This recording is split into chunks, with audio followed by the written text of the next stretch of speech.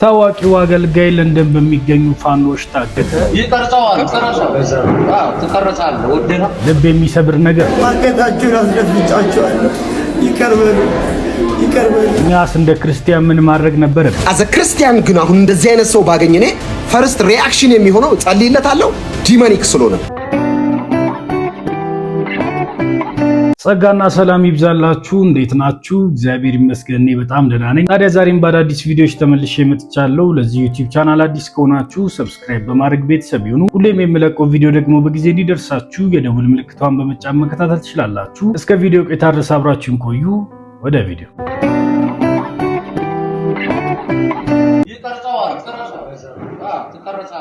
ሐዋርያው ዳንኤል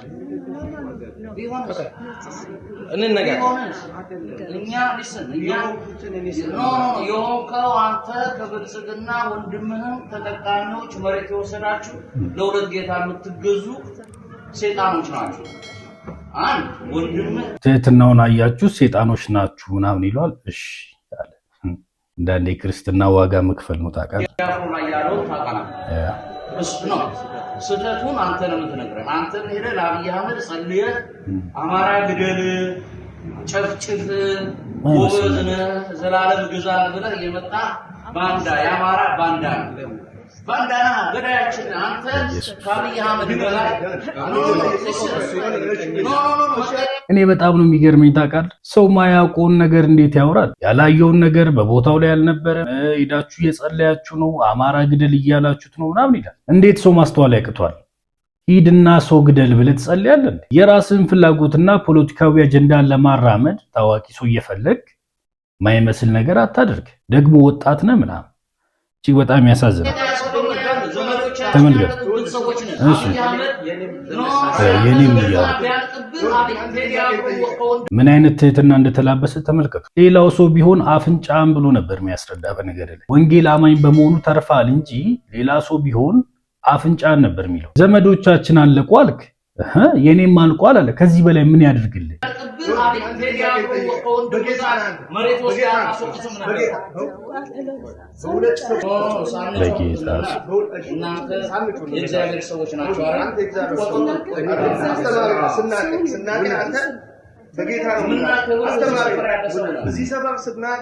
ትህትናውን ተመልከቱ።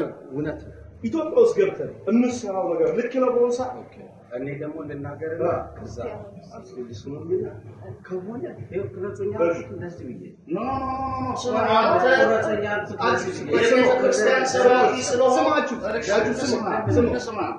እንስማ ኦኬ እዚህ ስታቁ የእግዚአብሔር ሰው ነው እዛም ሲሄድ የእግዚአብሔር ሰው አይደለም። ቆይ ለነገርተው ጨርሰሽ እንስማ። ብልጽግና ባላችሁት ቲክቶኬን ግቡና አሁኑኑ 1 ሰዓት ሰጣችኋለሁ። ስሙና ማን ነው ኤቭሪ ታይም እየተጠራ የሚጠየቀው?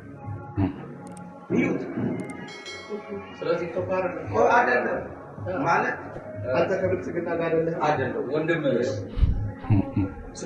በነገራችሁ ላይ የትኛውም አገልጋይ የእግዚአብሔር መንግስት ነው የሚያገለግለው ምናምን ግልጽ ነው። ነገር ግን ደግሞ በምድር ስለሚኖር መብትና ግዴታ እንደሌላኛው ዜጋ ሁሉ አለው። መምረጥ አለመምረጥ፣ መውደድ አለመውደድ ይችላል። የእግዚአብሔር ሰው ስለሆነ መምረጥ አይችልም፣ መውደድ አይችልም፣ የፈለገውን ነገር ፒክ ማድረግ አይችልም ብለህ ማሰብ በራሱ አይምሮክ እንደማይሰራ ማሳያ። የፈለገውን መንግስት መደገፍ ይችላል፣ ያልፈለገውን መንግስት አለመደገፍ ይችላል። አንተ መምረጥ እንደምትችለው ሁሉ አለመምረጥም ደግሞ እንደምትችለው ሁሉ እሱም ደግሞ መምረጥም አለመምረጥም ይችላል። የወደደውን መከተል ይችላል። አንተ ተነስተህ የሆነ ነገር እያደረግ እሱ ማያደርግበት አንዳች ምክንያት የለም። ተው እንጂ ወንጌል ባይዘን እኮ ልክ እንዳንተው 2 እጅ አለን እግር አለን ምናምን። አንተ የምታደርገውን የትኛውንም ነገር በተሻለ መንገድ ማድረግ እንችላለን። አንተ ወንጌል ይዟል አይናገሩም ብለን እንደፈለግ መፈንጨት አችልም። እኛ እንደው ከእግዚአብሔር የተማርነውን ፍቅር እናሳይ ብለን እንጂ አንተ የምታደርገውን የትኛውንም ነገር ማድረግ እንችላለን። አገልጋይም ሰው ነው። የእግዚአብሔር ሰው ራሱ እንደ ስሙ የእግዚአብሔር ሰው ነው። በቃ ሌላ ነገር የለው። ሰው ነው ግን የተመረጠ ሰው ነው። ልክ እንዳንተ አይነት ተልካሻ በስሜቱ የሚመራ የፈለገውን ነገር ሁሉ የሚያደርግ አይደለም እንጂ ልክ እንዳንተው ሰው ነው። ልክ አንተ ደረትህን ነፍተህ አይ ተናገር እንደምትለው ማድረግ ይችላል። እዛ የፈለገውን ነገር ቢከተል ባይከተል ያ ያንተ ጉዳይ ሊሆን አይችልም። እሺ እንቀጥል። ወንድሜ ናንተ መሬት ወስድ መሬት ወስድ ስንስማ ትክክል ነው እኔ ማንሱ ነው የአብይ ሚስት በህይወት ዘመኔ አይቻት ከሆነ እንኳን ልትከፍለኝ እኔማ ቀርባለሁ። የማስረዳት ግዴታ አልነበረበትም። ቲክቶክ ወርስቶኝ በወር ውስጥ እኔ ተከፋይ ነኝ ወይ አጥሻለሁ ወይ ብዬ ቀድማችሁ ነው የምትላቁት። ኦኬ የአማራ ጄኖሳይድ ተቃወማል። አያችሁ፣ ፍላጎታቸው የራሳቸውን አጀንዳ ማራመድ። አገልጋዩ ታዋቂ ሰው ነው፣ በሱ በኩል የሆነ ነገር ቢያደርጉ ህዝቡ ጋር መድረስ እንደሚችሉ አስበው ነው እንጂ ትክክለኛ ኢንፎርሜሽን ስላላቸው አይደለም። ይህም ሰው ደግሞ ከመንግስት ጋር ይሰራል ብሎ ስላመኑም ደግሞ አይደለም። ይሄንን ሰው ብንነካው አጀንዳችን ህዝብ ጋር ይደርሳል ብሎ አስበው። ፖለቲካችንን ከግብ ማድረስ እንችላለን፣ ብዙዎች ጋር መደመጥ እንችላለን፣ በውጭ ሀገር ያለው ኢትዮጵያዊ እንዲህ አይነት ትግል ጀምሯል የሚለውን ለማስረዳት ያክል ምናምን ነው ጥረታቸው። አለመማራቸው የምታውቀው ያልተሟላ ኢንፎርሜሽን ይዞ የሰው በዚህ መልኩ ሲከራከሩ የአማራ ጄኖሳይድ ትቃወማለህ ይላል። የማይገናኝ ነገር። ቅድም እኮ ከአብይ ጋር እንዲህ ያደርጋል መሬት ሰጥቷል እያለው ነው፣ ይከፈላል እያለው ነው። አየህ፣ ያኛውን ስላጣውን ደግሞ ወደዚህ ይመጣና ፖለቲካ ሊያሰራው። በነገራችሁ ላይ የሚሰማችሁ ሰው ከናንተ በተሻለ የተማረ ሰው፣ ከናንተ በተሻለ ከንግግራችሁ ብዙ ነገር ማውጣት የሚችል ሰው ነው የሚሰማችሁ። አንተ ተነስተ መሬት ተሰጥቷል ይከፈላል ምናምን ብለህ ፍላጎቱን የተወን ሰው ምንም እንኳን እኔና እሱ በአስተምሮና በምናምንበት ነገር ባንገናኝ ስሜቱን የገታን ሰው ግን በዚህ መልኩ ወጥተህ ፖለቲካ አሰራበት። እንደው ሰውየው በጌታ ስለሆነ ነው በነገር ላይ እንጂ ከባድ ነው። የሰው መሞት አያችሁ፣ አማራ ነው እያለቀ ያለው ሰው አይደለም። ኦሮሞቹም እየሞቱ ነው። ስለዚህ ፖለቲካ መስራት ማነው ፖለቲካ እየሰራ ያለው? ተመልክቷቸው። እሱ ነው እነሱ ናቸው። ኧረ አለመማር አሁን ይኸውልህ ስለ ኦሮሞ መሞት፣ ስለ ትግሬ መሞት፣ ቤተሰቦቻችንን እየገደሉ አማራን አይደል? ጌታ ኢየሱስ ይባርክ። ማስተዋል ሰጥቷል። ታውቃለህ ስንት አይነት ሰው እንዳለ ተመልከቱ። ሴጣን በስንት አይነት መንገድ እንደሚሰራ ተመልከቱ። ሰው ከኢትዮጵያ መጥፋት አለበት ብሎ በመሬት በሰማይ አውጆብናል። የዘር መጥፋት። አንተ ፓስተሮቹ የሚያደርጉትን ስራ ትቀበላለህ? እንደ ፓስተር አንተ አፖስትል ምን አገባው? በእግዚአብሔር እዚህ ስትመላለስ የማከብር ሰው ነህ። እኛ ይሄን ዋጋ የምንከፍለው ለቤተሰቦቻችን። በነገራችሁ ላይ ያያችሁ ፍላጎታችሁ አንድና አንድ ምንድን ነው? የራሳቸውን ሐሳብ ህዝብ ጋር ማድረስ። ሌሎቹ ፓስተሮች ስለሚያደርጉት ነገር ይህ ሰው ምን አገባው? የእሱን ንጽህና ካረጋገጥክ ይቅርታ ብለህ ነው መሄድ ያለብህ። በቃ ኢንፎርሜሽን ተዛብቶብን ነው ብለህ መሄድ አለብህ። በግድ ሌሎቹ ፓስተሮች የሚያደርጉት ነገር ልክ ነው እሱ ምን አገባው? ቤተሰቦቻችን እየሞቱብን። እውነቴን ነው የምልህ። እኛ አሁን መብታችንን ጠቅመን በነፃነት ነው እንጂ የምንኖረው ልናሸማቀቀው ወይ ምን አይደለም። ነገሩን ነው የምልህ። አባባሌ ህጋዊ ነገር ነው የምንጠይቅ እዚህ መሬት ነው። ይሄ ህዝብ እየጠፋ እንዲያደርጋችሁ ህዝቡ ሲኖር ይሄን ሁላ ስራ ሰርታችሁበት በጌታ ያስጨፈናችሁ ህዝቡን እያስጨበጨባችሁ እናንተ ዲጂ ትኖራለህ። ምን አይነት ሰው ሁላችንንም አንድ ማድጋ ውስጥ አትክተጌታስ ስለገባችሁበት ብዙ የምናከብራቸው። እስቲ ለዚህ ዩቲዩብ ቻናል አዲስ ከሆናችሁ ሰብስክራይብ እያደረጋችሁ እስከ መጨረሻው ተከታተሉ። የተወደዳችሁ የእግዚአብሔር ቅዱሳን እንዲሁም የእግዚአብሔር ቤተሰቦች ሰላም ለእናንተ ይሁን። በሶሻል ሚዲያ ላይ ከሀገረ እንግሊዝ የተለቀቀው እንዲሁም ከተለያዩ ዓለማት ይህንን መልእክት ለተንሸራሸረው ጉዳይ መልስ ለመስጠት ነው። ቀለል ያለ ብዙም ያልተጨናነቀ ነገር ላወራችሁ ፈልጌ ነው። እንዲሁም በዚህ ጉዳይ ግራ የተጋባችሁ ተጨንቃችሁ ለደወላችሁልኝ ወንድሞችና እህቶች እኔ ሰላም ነኝ፣ ደህና ነኝ።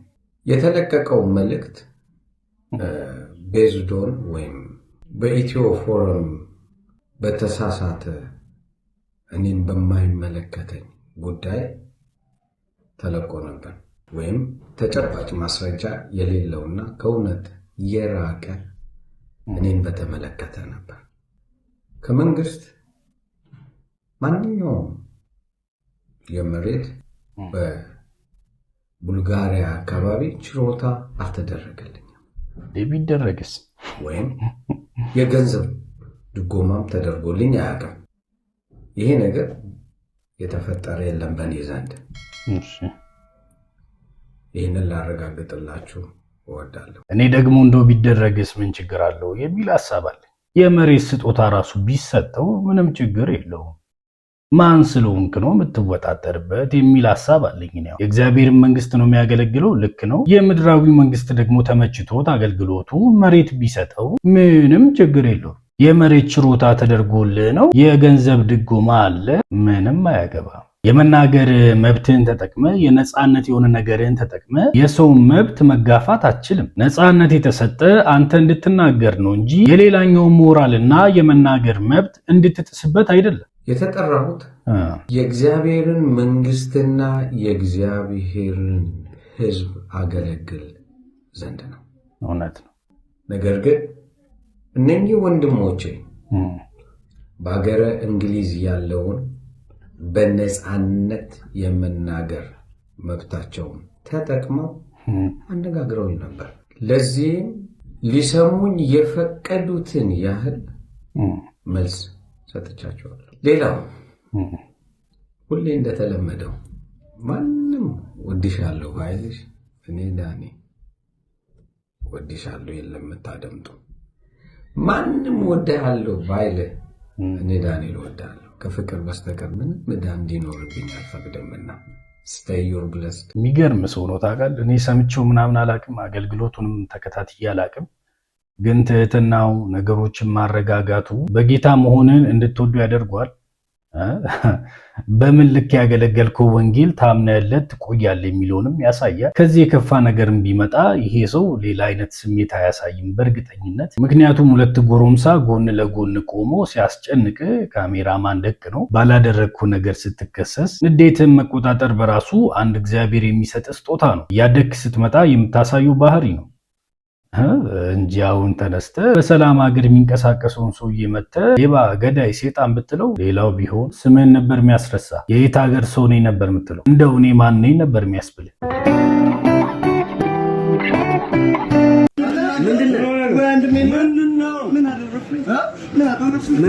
ጋዜጠኛ ታውቁታላችሁ። 4 ኪሎ ያበቀለችው አቡሽ የቤት ስሙ ነው። ዝናጭ ነው እሱ። በልጅነቱም የዘጠናዎቹ ትውልድ የፎቶ አነሳስ ሰለባ፣ ጎበዙ ተማሪ፣ ህይወትን ለማሸነፍ ብዙ ውጣ ውረዶችን አይቷል። 4 ኪሎ ማስቲካ አዟሪ፣ ያኔ የደገፈችውን ሊስትሮ ዕቃ ዛሬም በክብር አስቀምጧታል። የአምባሳደር መንገድ የታክሲ ረዳቱ፣ የሰሜን መዘጋጃው የፓርኪንግ ሰራተኛው፣ የፒያሳው ስፖርት ቤት ተላላኪና የጽዳት ሰራተኛ፣ ቀበሌም ቲያትር ክበብ ጎራ ብሏል። እንጀራ ለመብላት ብዙ ዞሯል። በብዙ ሙያ ቀዳዎቹን ለመድፈን ጥሯል። መምህርነት ህልሙ፣ የኮቶቤው መምህር፣ የማይክሮሊንኩ አካውንታንት፣ ስለ ህልሙ በነፃ ቀጠሩኝ ብሎ ለኢቲቪ ደብዳቤ የጻፈው ህልመኛው ወጣት ጋሽ ውብሸት ወርቅ አለማው ጋር ተመላልሰው ስለ ማስታወቂያ ምናልባት ለማታውቁት ነው ለእናቱ ቢያወራ የማይሰለቸው የዋት መልኳን፣ ግርማ ሞገሷን ዘበናይ ነበረች እኮ ሰላምዬ፣ እኔን ያላባት ስታሳድግ መልኳን ያጣች እናቴ፣ ይቿት የኔ ጀግና የዋት በ6 ወሬ ከጉልበቷ ላይ አውላኝ ጉልበቷን ያጣች ብሎ ዛሬም ጥሏት መውጣት ዳገት የሆነበት በ60ኛ ልደት በዓሏ ላይ ሰርፕራይዝ ያደረጋት ካባ ደርቦ ዳግሜ ሙሽራት አበባ ያስበተነላት በርካቶች በታደሙት ዝግጅት በእንባ ያመሰገናት እጁን ነክሶ ስለ እሷ በእንባ የተናገረ ሶፊ የእናቱ ልጅ የባቡል ኬሩ የበጎ አድራጎት ድርጅት መጀመሪያ ጎብኚ ጋዜጠኛ ስለ በጎነቱ በወረቀት የተመሰከረለት ታዋቂ ሰዎችን ወደዚህ ደጅ የሰበሰበ ስለ መልካም ስራው ተቆሞ የተጨበጨበለት ጋቢ የሚደረብለት አምባሳደሩ የሙያችን ተምሳሌታችን ኢቲቪ ገብቶ ህልሙን የኖረ የኢቲቪን በር ከፍቶ የገባ ኮምፒውተሩ ላይ ቁጭ ብሎ ሳለፈበት እንጀራ የጎለጎለ በመረጃ ራሱን ለማብቃት ጥረት የሚያደርግ ህልሙን ለመኖር ብዙ ውጣ ውረዶችን ያለፈው ልጅ ዛሬ ህልሙን እየኖረ ነው።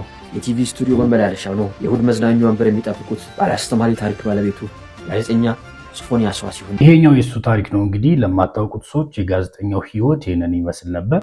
አምባሳደር አድርጋችሁ ሾማችሁ በድያችኋለሁ። አናንዬ ተመልከት፣ ይቅር በይኝ እናቴ። ፈቲ አባይ ሮማን ኡስታዝ አቡበከር አህመድ የዚህን ሰው ታሪክ አብዛኞቻችሁ ስለምታውቁት መድገም አልፈልግም። የማታውቁ ሰዎች አላችሁ ብዬ ስለማላስብ ሶሻል ሚዲያ ላይ እስካላችሁ ድረስ ከ6 ወር በፊት ወደ ገዳም ሲሄድ በምን መልኩ እንደሄደ ከእንደገናም ደግሞ ቀደም ባለው ቪዲዮ ላይ ስታዩት ሲደበደብ ነበር በወጣቶች እና ያንን ነገር ተከትሎ ነው ወደ ገዳም ገብቶ የተመለሰው። ታዲያ ይህ ሰው ከዛ ከወጣ በኋላ ግን አሁን እንደምትመለከቱት ሰውነቱ አልቆ መልኩ ተበላሽቶ አይምሮ እንኳን እስከማይሰራ ድረስ ሆኖ ነው የተመለሰው። ምናልባት አንዳንድ ጊዜ ቀላል ነው ብላችሁ የምትገቡበት ነገር ቀለል አድርጋችሁ የምታዩት ነገር በህይወታችሁ ከባድ ዋጋ ሊያስከፍላችሁ እንደሚችል ከዚህ ወንድማችን መማር ትችላላችሁ። መጥፎ ልማድ ውስጥ ባይገባ ዛሬ ላይ የሚሰቃይበትን ህይወት አያየውም ነበር። ቀለል አድርጋችሁ የምትጀምሩት አንዳንድ ነገሮች በህይወታችሁ ከባድ ዋጋ ሊያስከፍሉ እንደሚችሉ ደጋግሜ እናገራለሁ። በዚህ ወንድም ትማራላችሁ። ይህም ብቻ ደግሞ አይደለም፣ በሚደርስባችሁ ድካምና ውድቀት ላይ ደግሞ ሰዎች የሚሰጧችሁ አስተያየት ህይወታችሁን የበለጠ እንድትጠሉትና ከህይወት ይልቅ ወደ ሞት የሚያፈጥን ሐሳብ እንደሚሰጧችሁ ማወቅ አለባችሁ። በመሰረቱ የእግዚአብሔር ምክር ብቻ ነው ወደ ህይወት የሚመልሰው። የሰዎች ቁጣና ዛቻ፣ ማስፈራሪያ ከእንደገናም ደግሞ ማሸማቀቅ ወደ ህይወት አያደርስም። ለዛም ይመስለኛል ወንድማችን ከህይወት ይልቅ ወደ ጥፋት እያመራ በፍጥነት የተራመደው። ያደረገው ነገር ልክ አይደለም። በእግዚአብሔርም ፊት አጸያፊ ነው። በማህበረሰቡ ዘንድም ደግሞ ተቀባይነት የለውም። ነገር ግን ደግሞ እንዴት ትሪት ማድረግ ነበረብን የሚለው ከኛ የሚጠበቅና እንዴት ከጥፋት መንገድ እንመልሰው የሚለው የኛ ድርሻ ነበር። መንገዶቹን በሚገባ ቆም ብለን ማየት የነበረብን ለሱ የትኛው ነገር ይጠቅማል ብለን ወደ ህይወት የሚመለስበትን መንገድ መምረጥ የነበረብን እኛ ነን። ነገር ግን እኛ ከትላንቱ ስህተት ይልቅ ይበልጥ እንዲጠነክር አደረግነው። የኛ ቁጣና ዛቻ፣ ማስፈራሪያ ልጁን ከህይወት ይልቅ ለእብደት አጋለጠው። ይሄ የኛ ድርሻ ነው። ከባድ ጥፋት ነው እንዳለ ሆኖ ይሄንን ሰው ማስቆም የምንችልበትን መንገድ መምረጥ የነበረብን እኛ ነን። በድሩዜ ኡስታዝ ሙሉቱ የለም ማርከታችሁን አስደፍጫችሁ አያችሁ። አይዞህ ያስደበደብከው ወንድማችን እንደገናም ደግሞ ጠርተህ ለራስህ ግብዓት ያደረግከው ወንድማችን እንደ አንድ ክርስቲያን ምን ማድረግ ነበረብህ?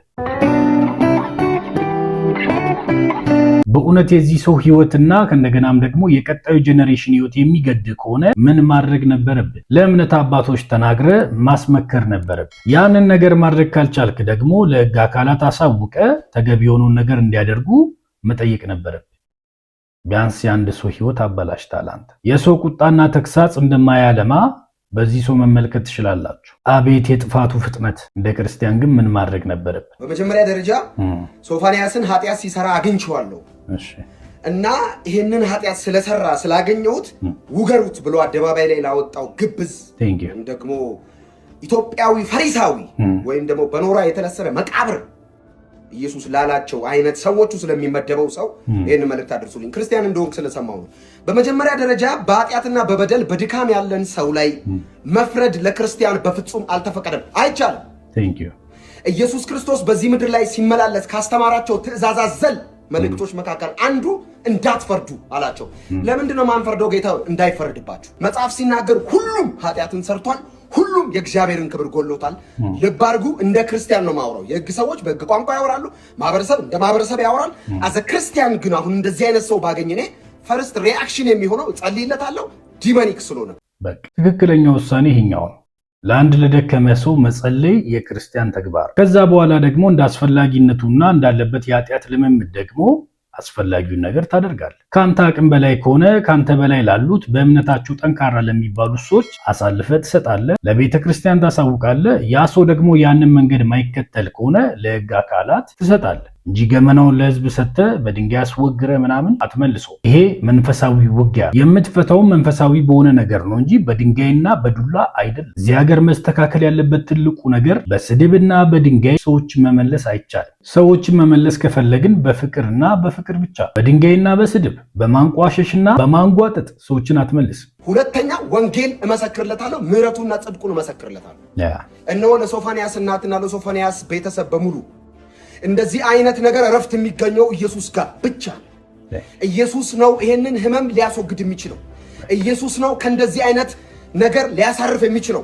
ኦንሊ ናት ይሄ ወንድማችን ብቻ አይደለም። በዚህ ምክንያት በተለያየ ስቃይና ህመም ውስጥ ያላችሁ በአንድ ቀን በተፈጠረ ስህተት በአጋንንት እስራት ተተብትባችሁ ከዚህ ነገር እንዴት ልውጣ ልላቀቅ ለምትሉ በተለያየ ኃጢአትና እስራት ድካም ውስጥ ለምትገኙ ለእናንተ የምስራች ኢየሱስ ስለ ኃጢአታችሁ በመስቀል ላይ እርቃኑን ተሰቅሏል፣ ደሙን አፍስሷል። ከኢየሱስ ደም የሚበልጥ ኃጢአት የለም። ኢየሱስ ጋር ኑ ታርፋላችሁ። ማህበረሰብና ሰይጣንን እንዳያችሁ ነው የፍርድ ቃል ነው የሚያወጡት። እንድትሞቱና እንድትሆኑ ነው የሚፈልጉት። ኢየሱስ ምን አለ? ሌባው ሊያርድና ሊያጠፋ ይመጣል አለ። እኔ ግን አለ ኢየሱስ ሕይወት እንዲበዛላችሁ መጥቻለሁ አለ። ለዛ ግብዝ አድርሱልኝ፣ ንስሐ ግባ። ሶፋንያስን ኃጢአት ሲሰራ አግኝቼዋለሁ ብለህ በአደባባይ እንዲወገር አሳልፈህ ለሰጠው ለአንተ ንስሐ ግባ። በቃ ይሄኛው ትክክለኛው መንገድ ነው። ለማህበረሰቡ ሰጥተህ ታደርቀዋለህ እንጂ አታለመው፣ ታጠፋዋለህ እንጂ አታኖረው። ለዛ በእንዲህ አይነት ልምምድ ያሉትን ሰዎች ትሪት ማድረግ ያለብን በዚህ መልኩ ነው እንጂ ይበልጥ ወደ ጥፋት በሚያመራቸው መልኩ መሆን የለበትም። ቆም ብሎ በሚያስቡበት መልኩ ነው መሆን ያለበት። ካልሆነ ግን ኪሳራው ከባድ ይሆናል። ለዛ እያንዳንዳችንም ለሰው ልጆች ሕይወት ዋጋ ሰጥተን ትሪት ማድረግ አለብን። ኢየሱስ ቢሆን ኖሮ ምን ያደርግ ነበር ብለን ማሰብ አለብን እንደ ክርስቲያን። ያ ሲሆን የሰዎችን ሕይወት እናተርፋለን።